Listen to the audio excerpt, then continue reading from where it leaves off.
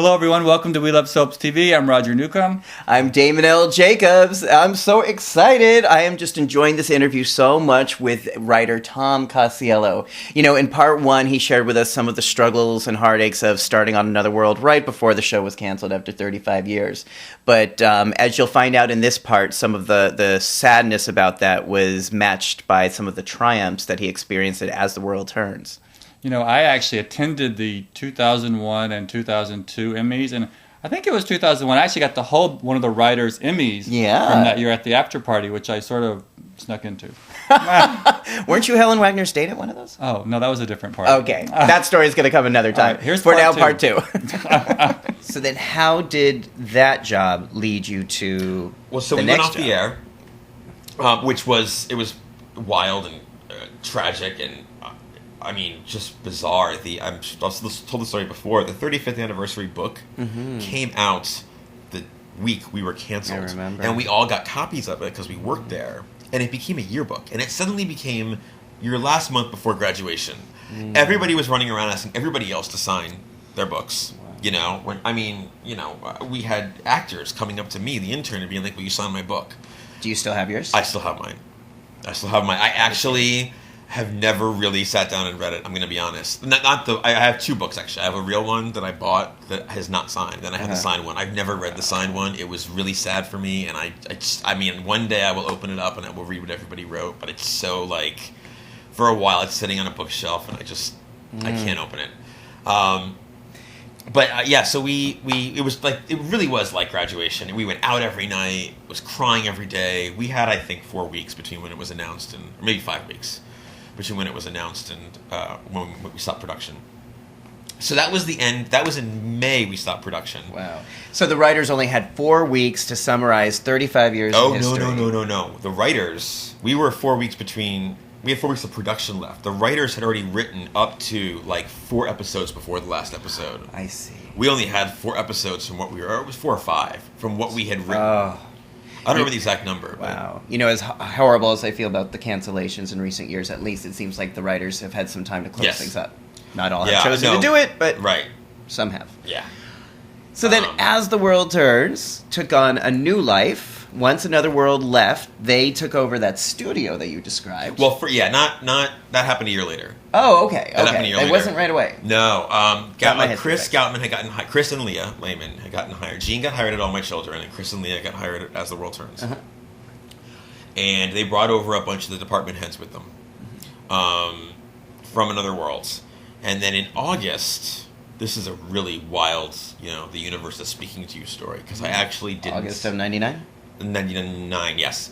I had never watched the last episode of Another World. I had it on tape, but I never watched it. I was there for the taping. I saw the whole thing taped. I was on the studio floor. I couldn't watch the actual air show. And one night in August, I sat down. My roommate was out of town, and I unplugged the phone. And I opened up a bottle of wine, and I was like, I'm going to sit here and watch the last episode of Another World and get drunk.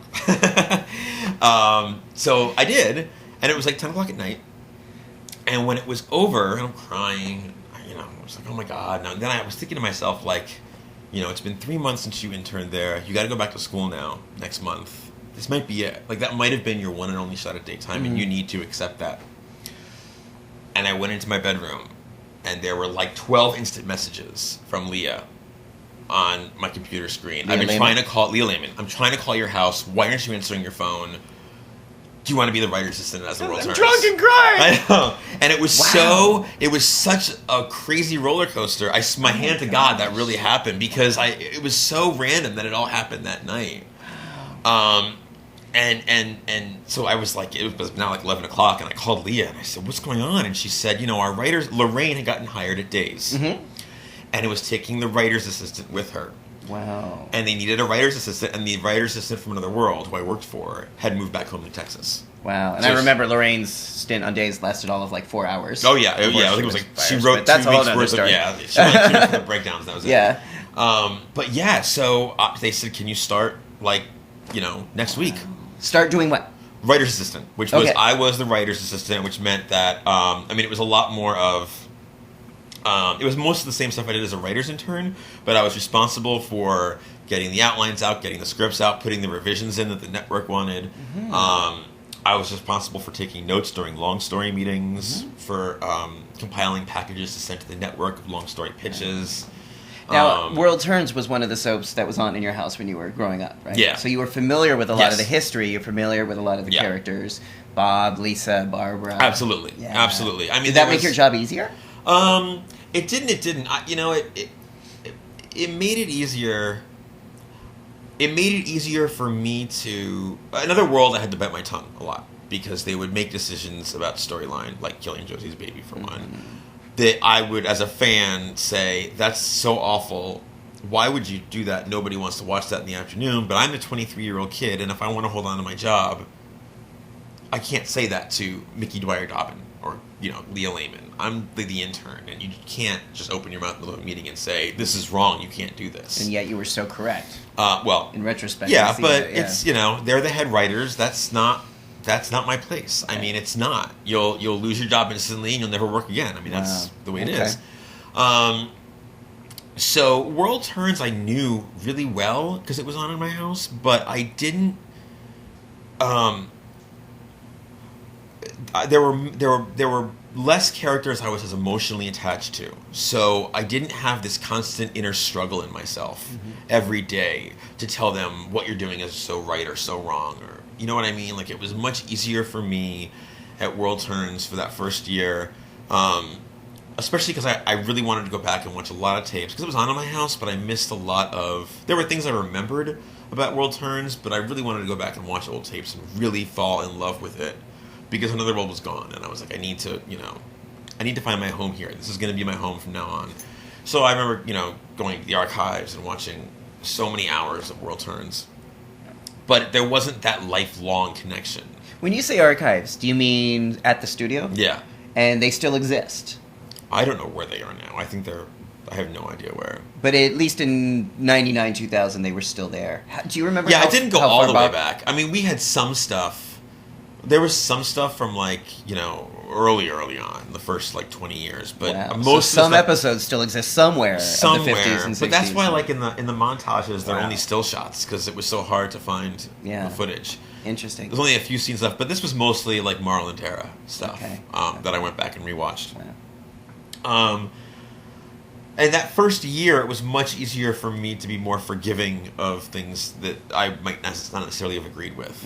Now, this was under Hogan. This was under Chris and Leah still. Okay. And then, so you were hired under Chris and Leah. Yeah, and then 4 months later, we moved to Brooklyn. Yes. And then 6 months after that, Hogan was brought on. Okay. And it was that's another. I feel like I'm just rambling. I apologize. No. This is a part of history that we don't usually get to hear, because Hogan Sheffer's term on As the World Turns is much beloved and still seen as fans today as one of the last highs creatively for the show. And you were in that part. You were writing on that. I was writing by that point. Yeah, that was Hogan. Yeah, it was. Well. Again, things are so. The way it happened, it sounds like a novel. It was so weird. Things were getting weird. In the writers' meetings, things were getting awkward. Meaning? More and more outlines were being rewritten. The network was giving more notes. There was a lot more... people had shorter tempers with each other. You could kind of tell that there might be a change happening. And I was, I adore Leah. Leah gave me my start. She was always so wonderful to me. She brought me on as an assistant. At World Turns, she gave me that shot. I adore her to pieces. And even though I didn't agree all the time with every decision that she made, I was really loyal to her on a personal level. And P&G, came to me as the writer's assistant.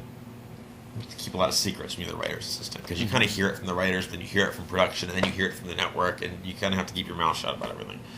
And they had come to me and said, we need you to start sending outlines to this writer in Hollywood. And I'm thinking, who's this jackass? I'm thinking it's they hired somebody who's never watched soaps, which they did. Who is he? Why is he coming in here? He's going to ruin everything. I was really, but you just smile and say, okay, of course I will. So I sent the outlines to this guy named Hogan Sheffer, and then 2 months later, he showed up as a breakdown writer, and he so wasn't what I thought he was going to be when he walked in. I've told him this story a million times. He's heard this, I've told you his face. He laughs every time. Because you hear about Hogan Sheffer, and he's Craig Sheffer's brother, and he lives in Hollywood, and you're like, I'm some, Hollywood, like in a Corvette, some Hollywood guy in a Corvette with windblown hair is going to drive up to the studio and just treat everybody like crap. And just had this image in my head of who this guy must be. And, here comes Hogan, just big and loud and funny as hell. I mean, just so charismatic, so jovial. I mean, everybody kind of fell in love with him immediately. It was really hard not to. Like, he has such a great presence. And he was, I think, as far as I know, the last time network television brought in a complete outsider and gave them a lot of creative control of the product. Yeah, I mean, he was there as a breakdown writer for 8 weeks, and 8 weeks, and he was fine with that. I mean, there was no power play. There was no. He might have known that they were thinking of making him head writer, but. So he didn't know that coming in. That was not the original They plan. might have said something to him, but I'm not sure if he took it seriously, to be honest. Okay. I think he was like, you know what, I've never done this, and I'm going to go out there for 8 weeks and give it a shot and see what happens. Because, of course, they asked him to write a long story, so obviously he knew that it was a possibility. I do know for a fact that when they made him head writer, he asked for a co-head writer. He said, I've never done this before. He wrote an incredible long story. The long story that got him hired was the 2-year long story that started with Carly coming back from Hong Kong and took us all the way through Julia going insane, David Stenbeck dying, the boathouse fire, the Craig hijack triangle, the boathouse fire, Barbara getting disfigured, and it was Julia who did it, thinking it was Carly in the boathouse. Like, that was the whole Hal and Emily falling in love, and Paul and Rose, and I mean, he wrote it like a 200-page single-spaced document that he turned in. Wow. Which, to this day, is my favorite long story I've ever written or worked on ever. I mean, there were changes made over the course of 2 years, but for the most part, it was pretty significant. It was pretty much what he wrote. So they made him head writer, and he said, off that long story, I need a co-head writer. I don't know this genre. I don't know the rules. I don't know that you can't show the wedding dress before the bride shows up. I don't know that you need to have cliffhangers on a Friday. He was like, I don't know how this genre works. I need somebody with me as a co-head who can kind of tell me, like, this is how daytime does it. This is not. He was like, I know primetime. I know film. I don't know this structure. He was like, I don't understand why you can't jump time. I don't understand why you can't have a character in one scene in one place and then cut to them walking in somewhere else. Because in primetime, you do that. You do that. And he was like, I don't understand what the difference is. So he needed somebody. So Carolyn Culleton was a breakdown writer, and she became co-head. Wow. And it was such an incredible time, and it was an incredible time for so many reasons. I mean, it really was. It was an incredible production group. It was an incredible group of writers. Everybody was so collaborative. Chris was so collaborative. Hogan was so excited that any of this was even happening. He'd never really experienced anything like this or done anything like this, and he was just so excited to write. He would turn in 40-page thrust. Usually a thrust, which is the projection of the next week, is like a bullet point, 1-2 pages. He would turn in like 40-page thrusts. Wow. And the network would be like, you're giving us so much paper to read. Stop writing so much. It was really like... Do you remember the actors being invigorated and excited God, by this? They loved him. Everybody loved him. I mean, they were really just... I mean, he really... Rose was already on the map. Leah had created Rose, but he really took Rose to a whole other level. Martha Burns' twin. And Colleen Pinter, who played Barbara, I mean, had such a blast. I mean, it was so... I mean, she'd be salivating to get her scripts every week. Her character had become nearly obsolete before Hogan and was completely reinvigorated, given new life as to a real bitch. Yeah. But she does it so well. She was the mother from hell. Right. Yeah. Right. That was such an exciting time, and it felt like the ratings and the fans really responded positively. And then to get the nomination thing really was like the cherry on top. The Emmy nominations? The Emmy nominations, when we swept, I forget how many there were that year that we got. Something crazy, like 27 Emmy nominations or something. And for a show that never got nominated very often, to suddenly actually be recognized... it hadn't been for quite a while. I don't think since Marlon's time. It was a long time. And then the show had never won a writing Emmy under Marlon, which was a travesty. It's a piece of history I didn't even know. Yeah, oh my God. He never won the writing Emmy. It was really, I mean, which is disgusting. I mean, he really should have won on numerous occasions.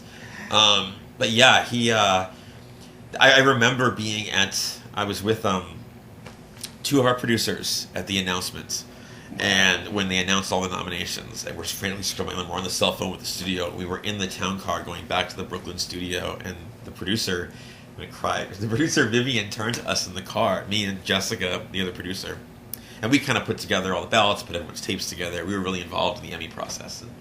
And Vivian said, remember this moment, because it's never going to be like this again. And, we were 24, 25, Jess and I, so we were like, yeah, we're partying, you're going to get nominated. And she was so right. She was so right, because that was that whole, and then, winning, sweeping the awards themselves, it was just You were there at the awards? I was 25 years old, and I won an Emmy, and it was something that was like my goal in life. When I was like 45 or 50, that was going to be like, to have it all kind of happen. Hogan had made me a writer soon after coming on board. And I didn't, even that kind of caught me off guard. I just kind of filled in when people were on vacation. And I just started filling in more and more and more. And then to be standing on stage at Radio City, I remember choking Jeff Beldner, who was another writer on the show. I grabbed him when we won by the neck, and he was like, I can't breathe. That's not good to yeah, he's the script editor on All My Children. Right, Great guy. But yeah, I was so... I remember the other writers seeing me backstage. Like, I was hyperventilating. I couldn't believe it. Like, this was... It just wasn't happening. I partied all night and then went home and cleaned my toilet.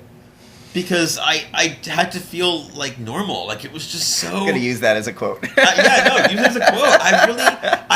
4 years, 3 years earlier, not even, 2.5 years earlier, I was, in a coffee shop with my teacher going, with him saying, I know somebody who's a head writer. Maybe I can get you an internship. And now it's 2.5 years later, and I'm on stage at Radio City.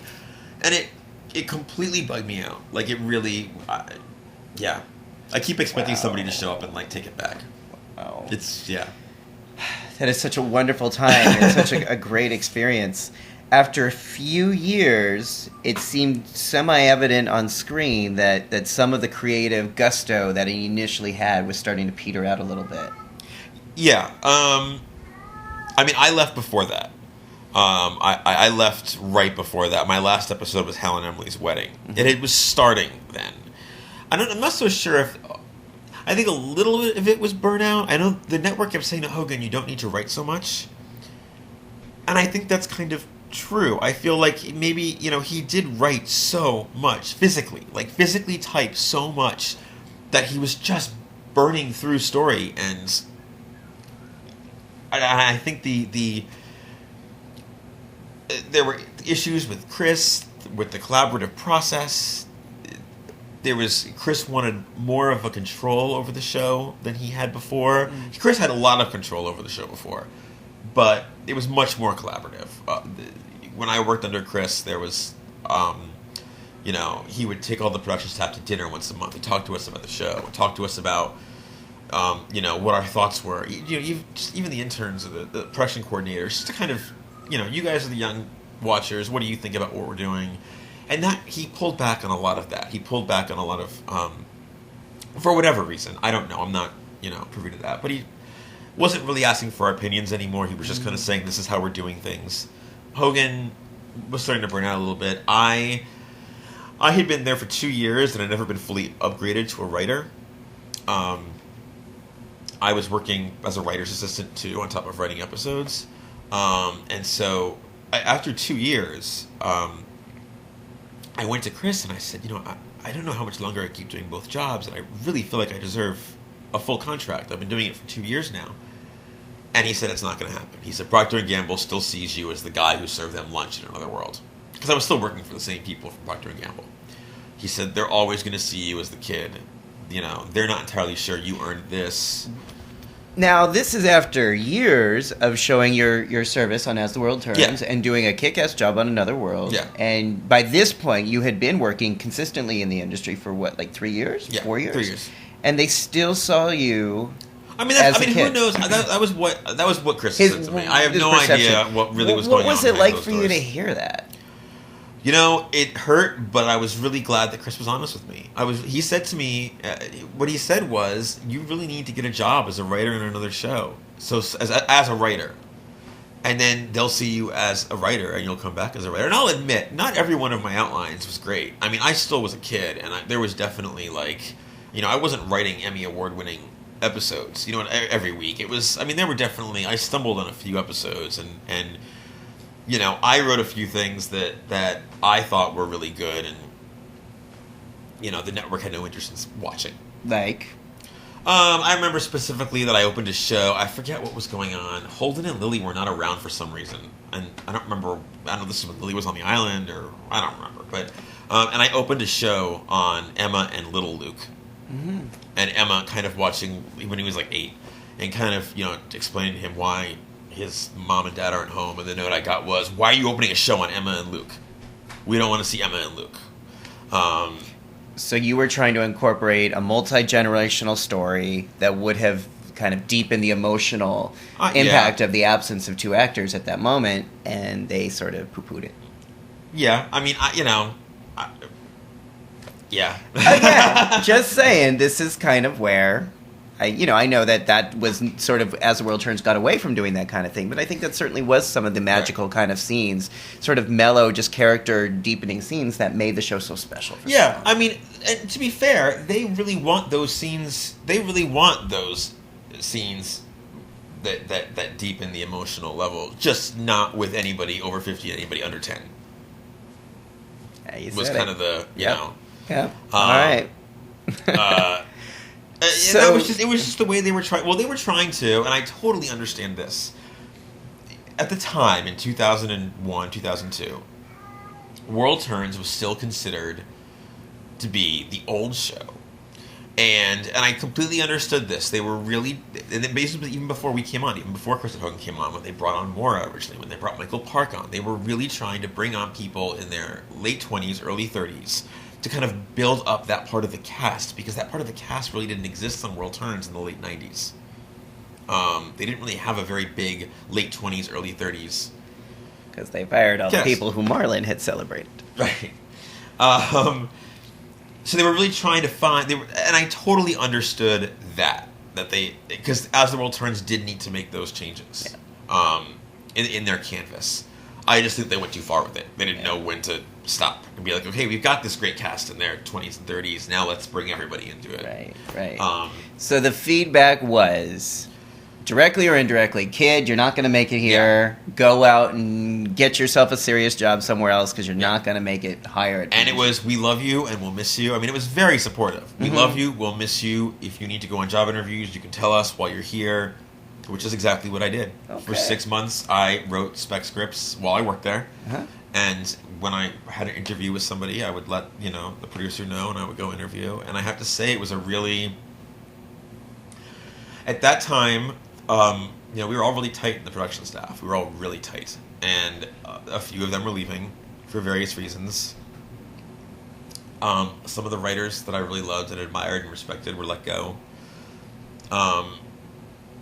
Chris was kind of taking on a more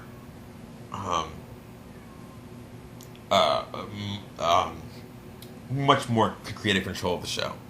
It wasn't nearly as collaborative. There wasn't this exciting brainstorming thing around the round table. It was Chris walking in and saying, Hogan, this is what you're going to write this week. And so it felt...